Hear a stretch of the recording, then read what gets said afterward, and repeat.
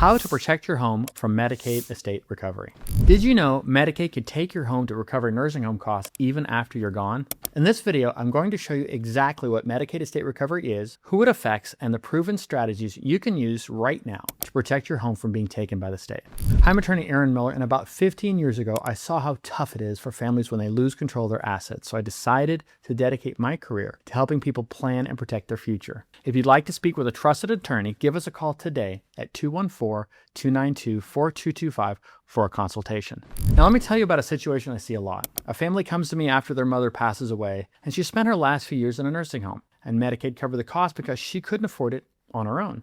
The family thought everything was settled until they received a letter from Medicaid demanding repayment from her estate. The home she lived in for 40 years, the one they grew up in, was now at risk of being sold to pay back Medicaid. This is Medicaid estate recovery, and it catches thousands of Texas families off guard each and every year. But here's what most people don't realize. With the right planning, this can be completely avoided. So what is Medicaid estate recovery exactly? Medicaid estate recovery is a federal program that allows states to recover the costs of long-term care services like nursing home care from a person's estate after they pass away. This primarily affects individuals over 55 who received Medicaid-funded long-term care. And here's how it works. When someone receives Medicaid benefits for nursing home care or other long-term services, the state keeps track of what they've paid. And after that person passes away, the state can file a claim against their estate to recover those costs. And in most cases, the biggest asset in someone's estate is their home. Now, federal law requires every state to have a Medicaid estate recovery program, but the rules vary significantly from state to state. Some states set the recovery threshold at just a few $1,000s, while others set it much higher.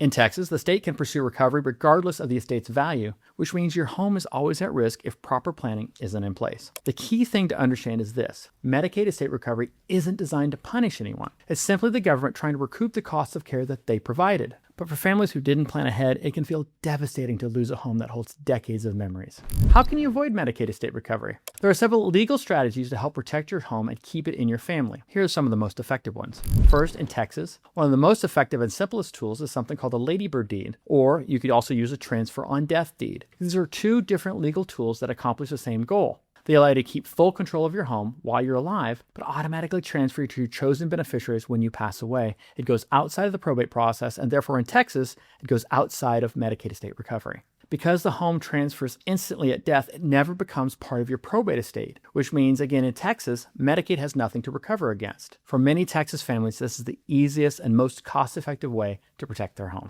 Next, let's talk about exemptions and hardship waivers. Texas and other states offer certain exemptions that can help you protect your home without having to create a trust. For example, there's what's called the child caregiver exception. If your adult child lived with you for at least 2 years and provided care that allowed you to delay going into a nursing home, you could then transfer your home to them without triggering Medicaid estate recovery. Now, you don't want to do that without the advice of an elder law attorney. There's also a sibling exemption. If your sibling has an equity interest in the home and has been living in your home for at least 1 year before you enter a nursing home, you can transfer the home to them and avoid recovery. And while the law technically allows hardship waivers in extreme situations, in real life they're incredibly difficult to obtain and almost never approved. I rarely have ever seen these succeed, which is why proactive planning is far more reliable than hoping for an exemption. Finally, transferring assets early is one of the simplest but most overlooked strategies. If you transfer your home or other assets more than 5 years before needing Medicaid, those assets are completely protected. They won't count towards your eligibility, and they won't be subject to Medicaid estate recovery. Now, I know what you might be thinking. What if I don't need nursing home care for another 10 or 20 years? Why would I plan now? Here's why. Life is unpredictable. A stroke, a fall, a diagnosis, any of these can change everything overnight. The families who plan early sleep better at night knowing their legacy is secure.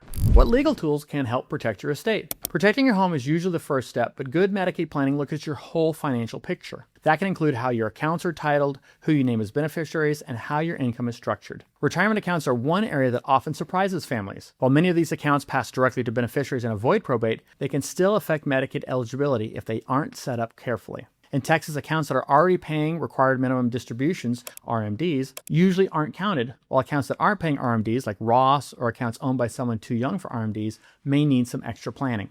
With the right guidance, these accounts can be often positioned to protect more of your assets and allow you to keep more for your family.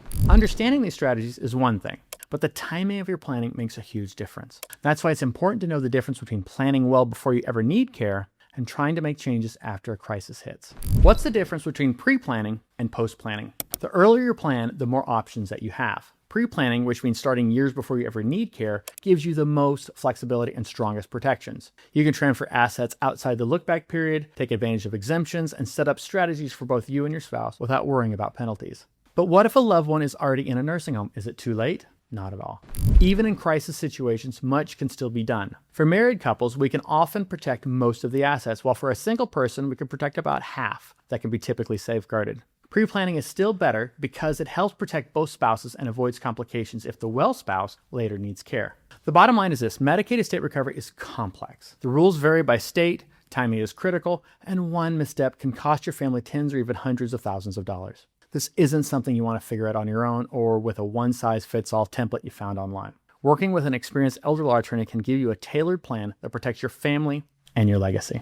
If you're worried about protecting your home from Medicaid estate recovery, give us a call today at 214-292-4225 for a consultation. We'd love to help. We'll sit down, look at your unique situation, and create a plan that gives you peace of mind and helps keep your legacy intact. And if you found this video helpful, don't forget to like and subscribe. We've got more answers coming your way. Click on the next video right here to stay informed.